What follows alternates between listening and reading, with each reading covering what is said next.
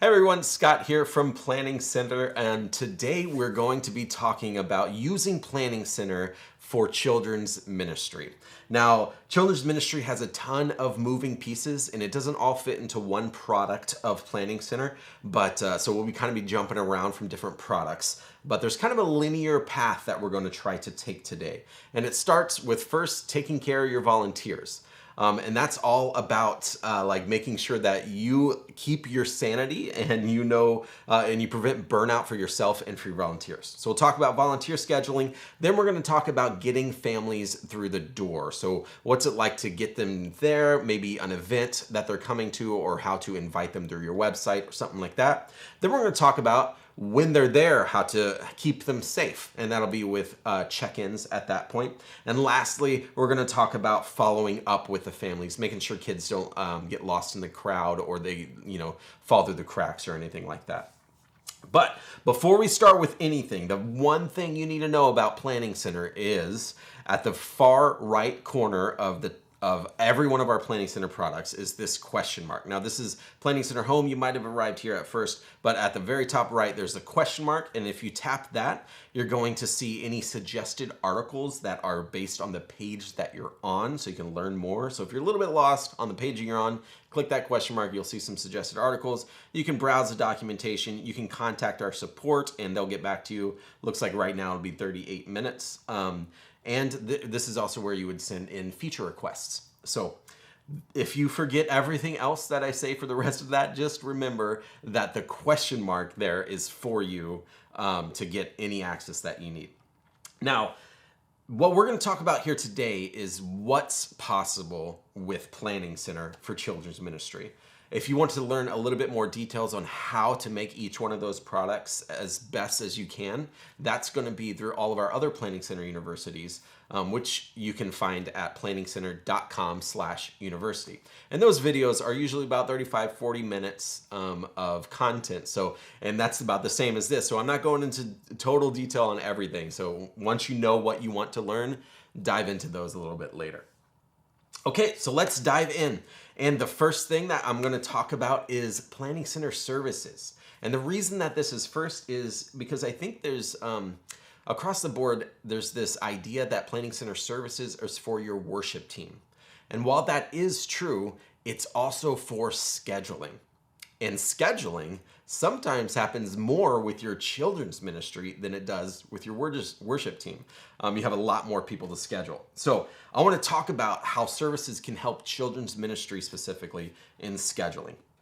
And I'm going to first talk about what your people can do to help you stay organized. And they can do two things. They can do blackout dates and they can do preferences. And I'm going to show both of those here. So this is Ashley Johnson. This is her profile here. And at the bottom, you can see a lot of things coming on. This is her schedule. And it's got when she's scheduled, when she is scheduled but hasn't yet responded, and very important, a blockout of a vacation. So if you were Ashley, you can put in, you can say like, this week I have a vacation or something like that. And you can set a blockout, and that's going to automatically decline anything that you're scheduled for. And even more importantly, if they do this ahead of time, when you go to schedule them, you'll see that they are blocked out and you can't schedule them. So you don't have to have that awkward conversation that's going on. The other thing on top of blockout dates is preferences. And preferences is really cool. So Ashley has two preferences. One is up to 2 plans per month. Now, this is one of the biggest ones, I believe, for children's ministry, because a lot of the times you find that your like killer volunteers are the ones that are overworking themselves. And you want, as a leader, you want to make sure you're not burning them out, because they're probably going to say yes to everything because they want to and they have a heart for that. It's great. But set up preferences so you know you're taking care of them. So like, for example, she only wants to be at 2 plans per month. So it's not every week, it's every other week, that kind of idea. And all those preferences are going to come into play when you go to schedule them. The other one is I want to make sure I'm not scheduled, or Ashley is not scheduled when Tyrone, her husband, is scheduled. That sounds kind of weird, but the reason for that is because someone needs to watch the kids, right? So you need to make sure if someone's scheduled to lead or play bass or whatever it might be, that somebody else is available to watch the kids. So we make sure that they're not scheduled. Now that all exists. That helps the congregation, your volunteers, set their preferences, set their block out, so that when you go to schedule, you've got all the information you need. And they can do that all in the Planning Center Services app, which is kind of rad. Now, next thing I want to talk about is how to schedule them. What are the options to schedule for children's ministry leaders once these things are all done? And I'm going to jump into a plan. This is just a recent plan that I've had. So we'll go to plans, and then we'll go to March 27th. That's a plan that's upcoming.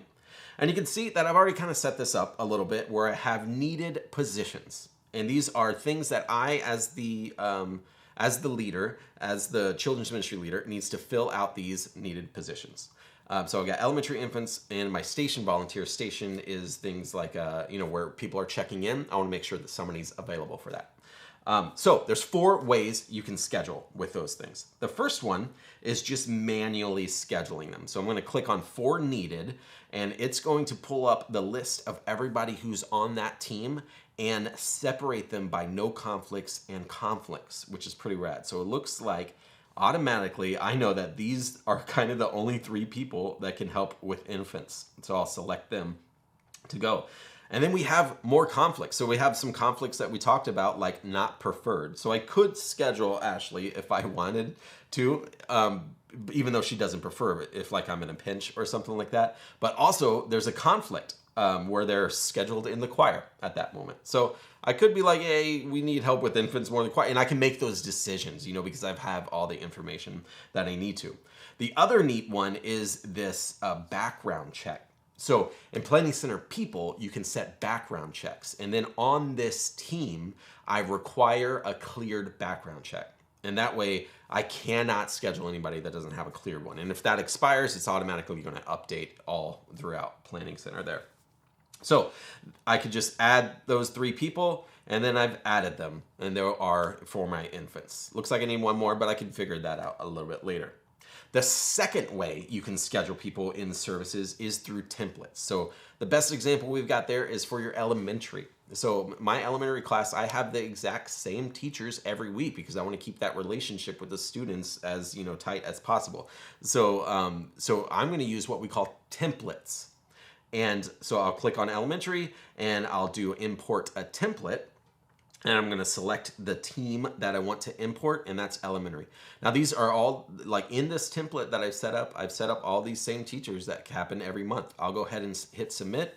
It grabs that template, it grabs those people, and it applies them. So just like that, I've magically applied everybody that I know should be teaching for those classrooms. A third way, remember I'm going to show 4, a third way is a thing called sign-up sheets. So my station volunteers, these are just people that are in the lobby helping people check in.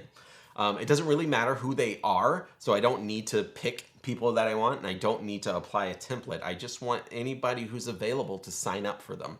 So I can click on a sign-up sheet, and what that's going to do is it's going to show a page like this that will allow them to sign up for a very specific selection. Pretty basic. Let me go back, and we'll go back to that plan there. And so I can set up a sign-up sheet, and people just automatically sign up. And the last is the 4th one. The 4th one I want to show is a thing called auto-scheduling. And auto-scheduling is really cool and really powerful. What that does is it finds all of the people who haven't served in the longest amount of time, and it schedules them based on filters based on blackout dates and preferences that they have as well. So I'll click in here and I'll go to auto schedule. It's automatically selected the station volunteers. and I'll submit, and it's thinking through all those things, because basically the people who haven't served in the longest, those are the people that it's kind of their turn to serve, right? So it needs to do all that math to figure that out. And if they keep declining, that's kind of alert to you to be like, hey, maybe they shouldn't be on the team. Maybe you should have a conversation with them. But otherwise, this auto scheduled them.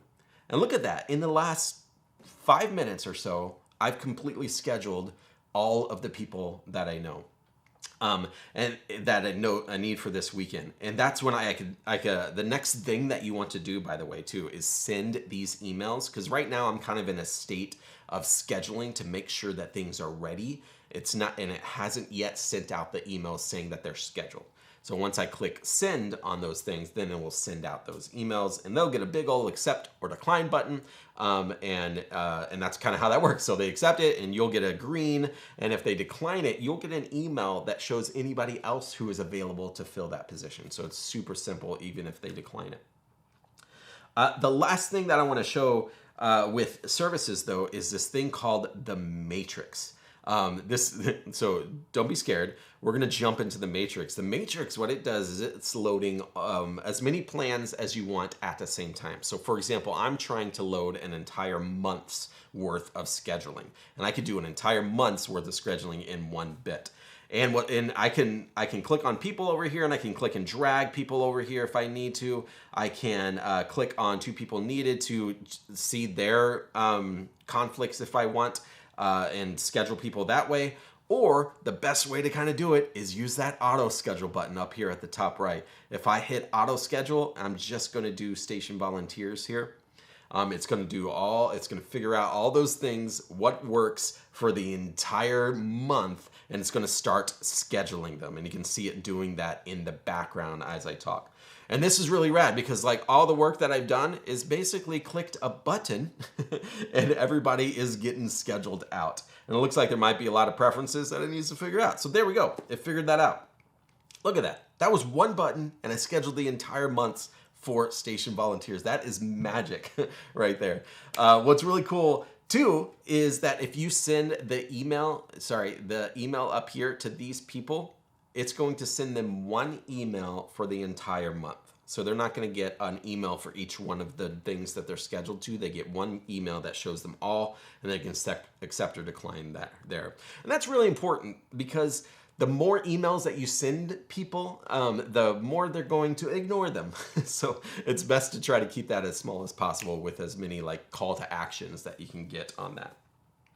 And the best part about receiving that is there's if you are a volunteer, as a volunteer, you can set how you want to receive this information. So if you prefer email, you can do email. If you prefer texting, you can do that. If you prefer using the services mobile app, you can get notifications with all of that. So you can reach all the people based on how they want to be reached, which is also beautiful. But anyway, I remember when I was in youth ministry and children's ministry, scheduling was one of the most stressful things to do because it was usually Saturday night being like, hey, Bob hasn't answered me. Are you available? Maybe, to come in. And with services, it kind of like answers all that question very easily with it too. So that is scheduling. And the whole point of scheduling is to prevent burnout for yourself and for the volunteers. So get those blockout dates and schedule everybody at once just like this. It's beautiful. Now, we've talked about how to get people prepared for an event. Let's next move into how to have that event. And creating that event is really about registrations. Actually, there's kind of three ways that somebody comes into your church. One of them is through an event, perhaps like VBS or something. We'll talk about that. Another one is through a welcome card, just like on your website where it says, hey, are you new? Fill out this welcome card, that kind of thing. We'll have an answer for that. And lastly, it's just them arriving on a Sunday morning, what it looks like with a check-in station, for example. So we're going to go through all of those, but the first one, kind of the more popular one, is probably through an event. And one of the more popular ones for children's ministry is Vacation Bible School. Now, we do have a video all about using Planning Center for Vacation Bible School very specifically, so I encourage you to watch that, but I'm just going to show you kind of an overview of what you can do with it. So I'm going to jump over to the Manage tab. This is an event that already exists, by the way. We've got some people already signed up for it. But I'm going to jump to the Manage tab and just let you know what it could look like once everything's set up. So we're going to skip these guys, and I just want to talk about these down here. So attendee types are all about the type of person who is attending. Attendee types, right? So you might have a child attendee type that costs money, or you might have a volunteer attendee type, which shouldn't cost any money because, you know, it's time, right? And you can have as many or as few of those as you'd like. Next is add-ons. In this example, we sell t-shirts, and if they want a t-shirt, they can purchase it for $10, and they can choose their variation of that add-on, being their size of their shirt for that. Next is their questions and forms.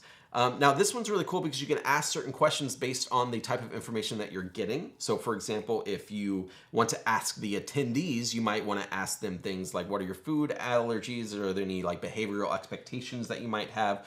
Or you might even throw in a way for them to consent for photos to be taken in the registration, having all that figured out before they even arrive at the church. You can also, for registration contact, this is where you might want to ask things like who is not authorized to pick up your child. If you want to make sure that that like one specific person can't come and pick them up, you can ask that in registrations. And then discounts is this kind of basic, you know, if it's early registration, you get a $5 discount, that kind of idea. And lastly, scholarships, that's not so much something that they choose while they're registering. This is more something that you would do on the back end. If you do have scholarships, you can apply those scholarships to people on the back end, on the admin side of here. So I'm showing you these things because I want to show you that whatever event that you want, you have the flexibility to make it and to get all the information that you want in one shot. And at the time that they're registering the event, that's your most likelihood to get the best information. So you want to spend a little bit of time asking the right questions for that. And that's basically it. Once they fill out all the information, they can pay through registrations if you have any of that as well. And then you can move on your way.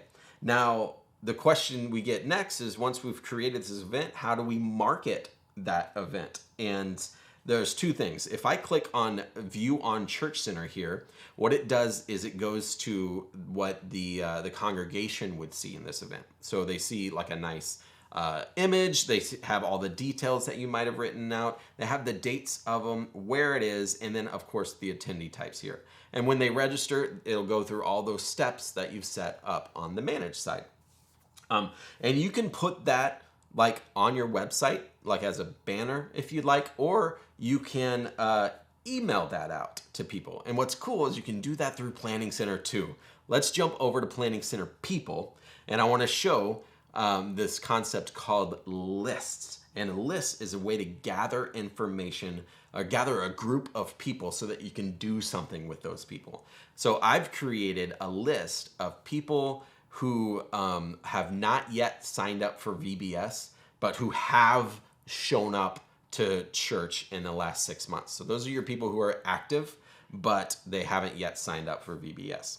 So I can click on this list and it has 132 people, and I can send an email to those people if I want to encourage them to sign up. I can also send a text message with a link to sign up for that as well.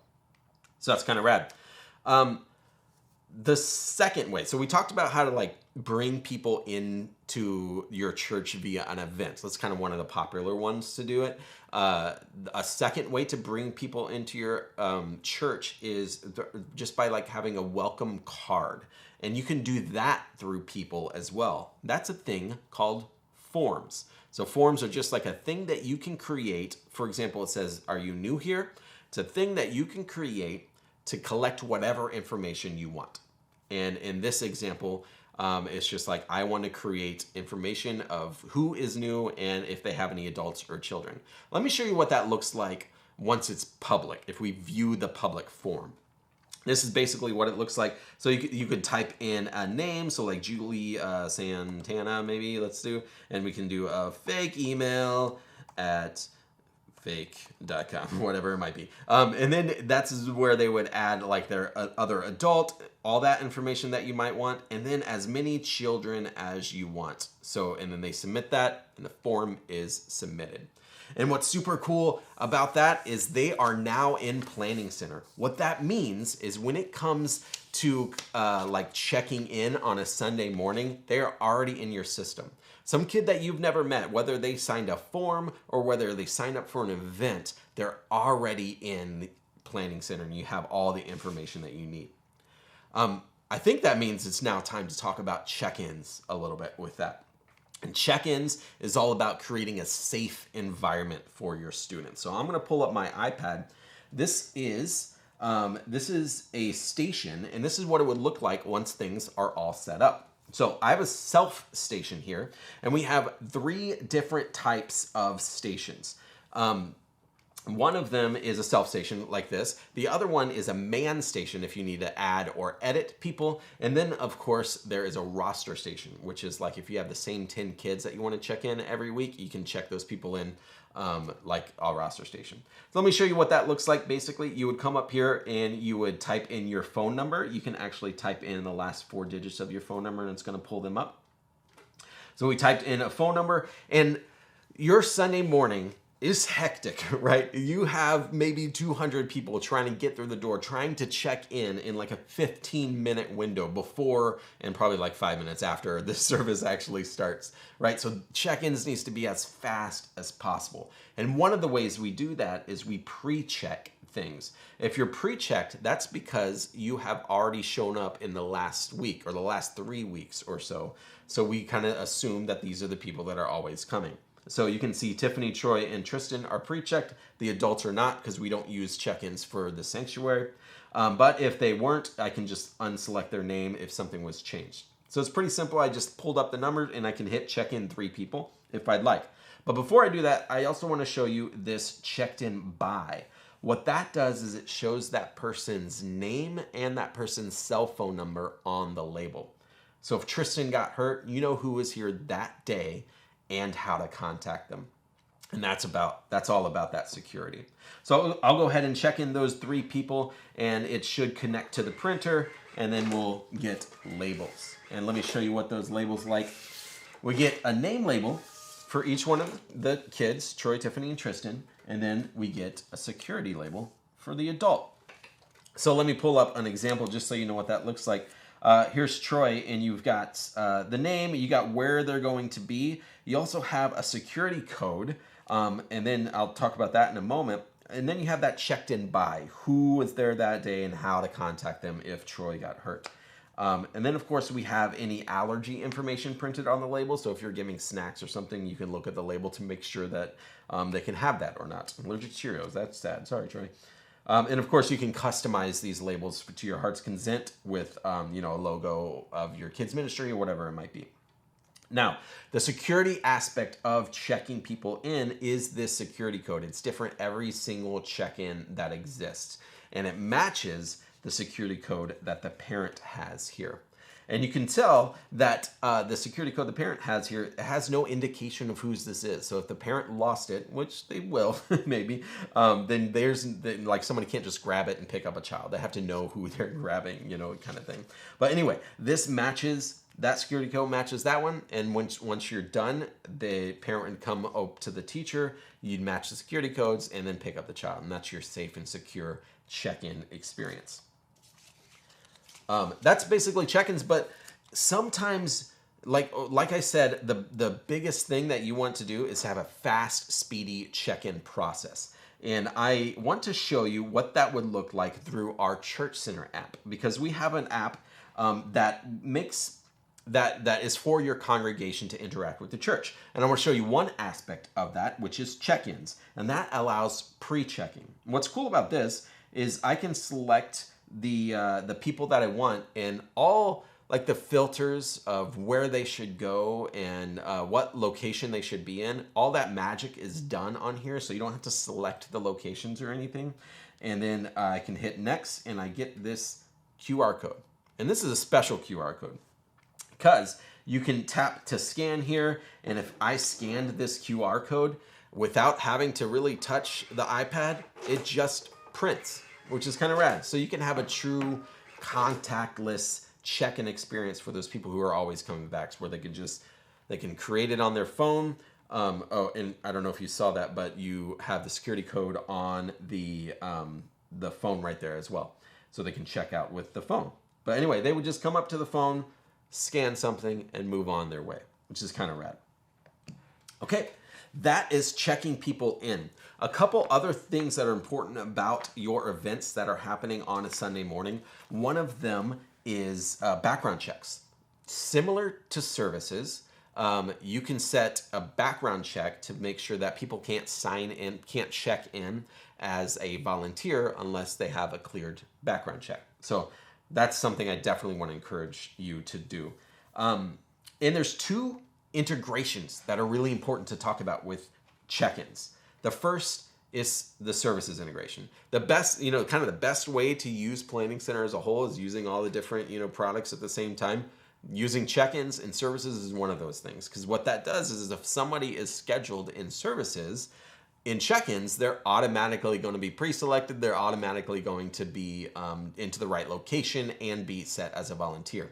And then that next week, if they're not scheduled in services, they will not be automatically pre-selected. So we try to make sure that it's as easy and thoughtless as possible with that. The second integration that we have is one that is with registrations. And we call that checkistrations, which is kind of fun. But basically what that is like like for VBS, for example, you might have a registered people signing up in registrations, paying online, and then you want to use assignments in registration to put them into their specific rooms or their buddy groups, kind of thing. So in my church, we have a blue team and a red team and a yellow team and whatever colors we might need. We have all those things, and in registrations you can put the people into those groups, and then with checkistrations you can check them in to those groups, and it says that on the label just like that. So that exists as well. That's part of the using Planning Center for Vacation Bible School video that you can also watch. Okay. The last thing I think I want to talk about is honestly one of my favorite things, and that's with Planning Center people.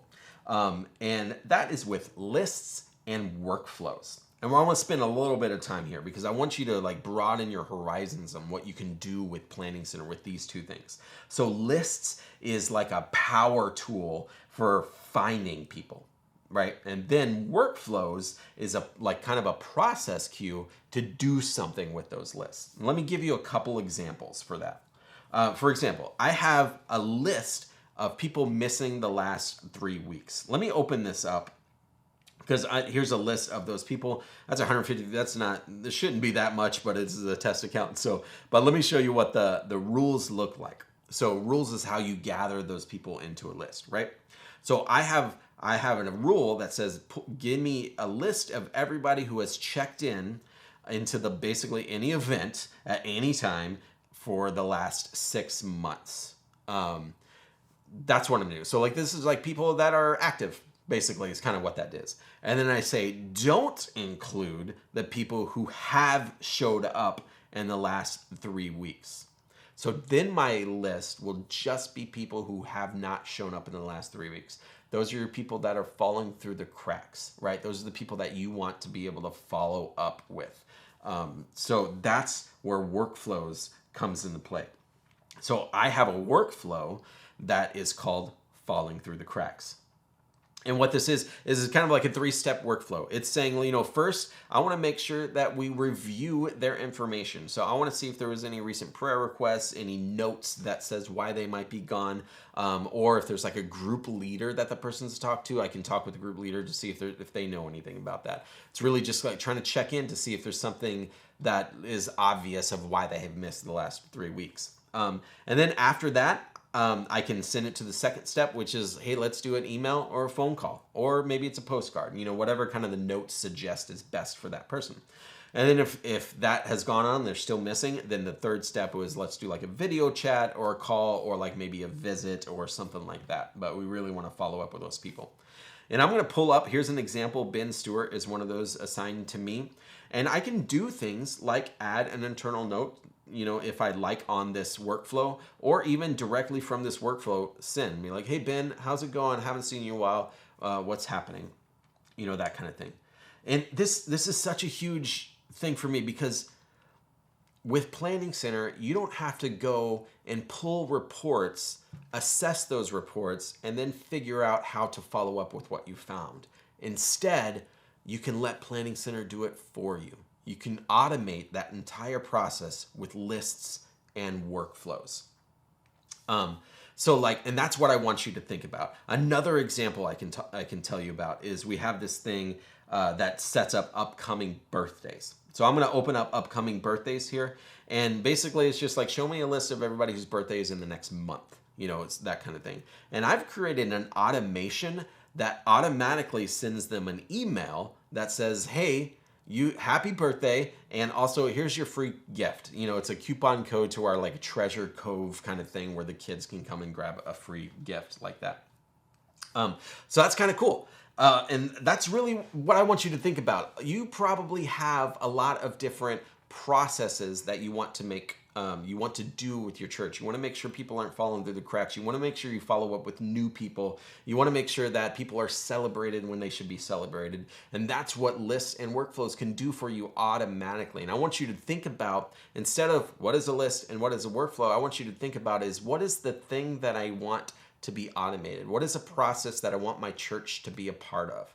And think about it backwards that way. And then say like, okay, now how do I figure out how to automate that process so that every morning I can just come to a notification and I can follow up with the people that need to be followed up with.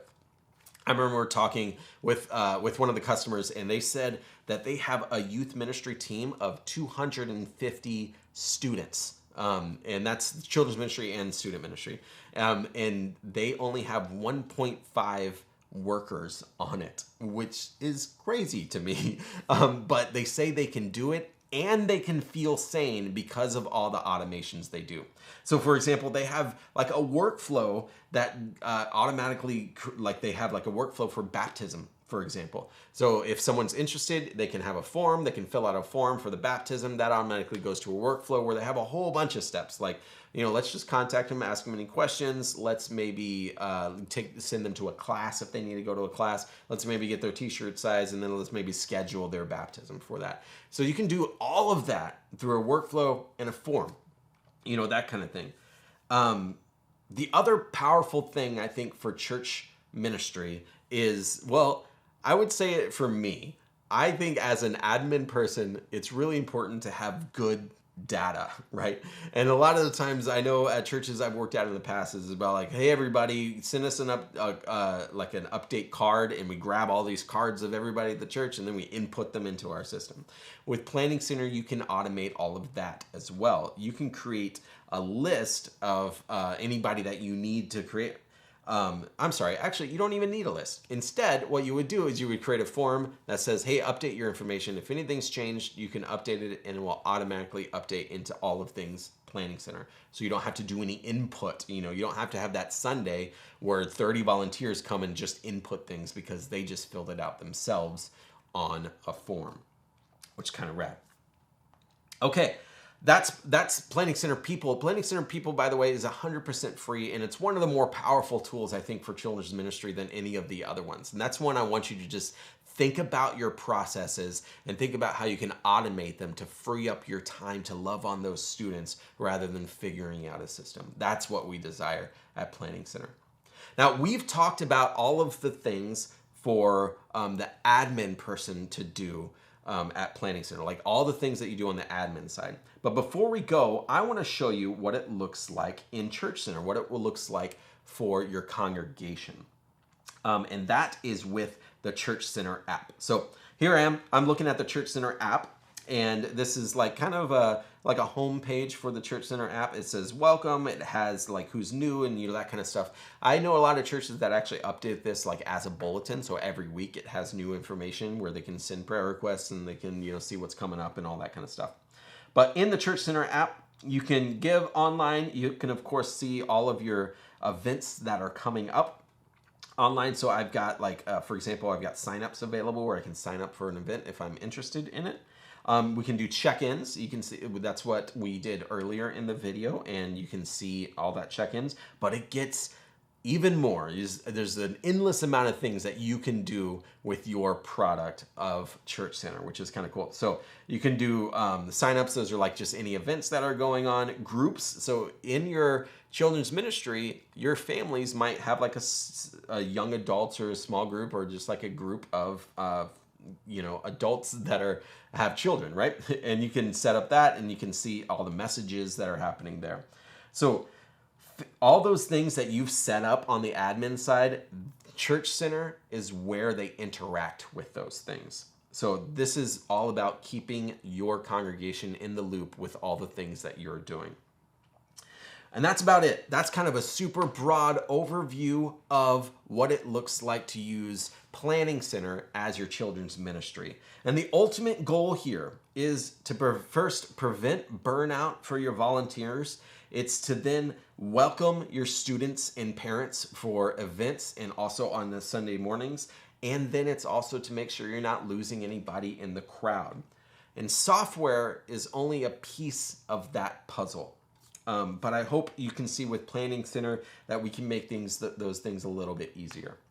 So thanks for staying with me with this short little video, and I hope it was helpful. But if you need any more things, don't hesitate to hit that question mark at the top right of Planning Center. It's good seeing you.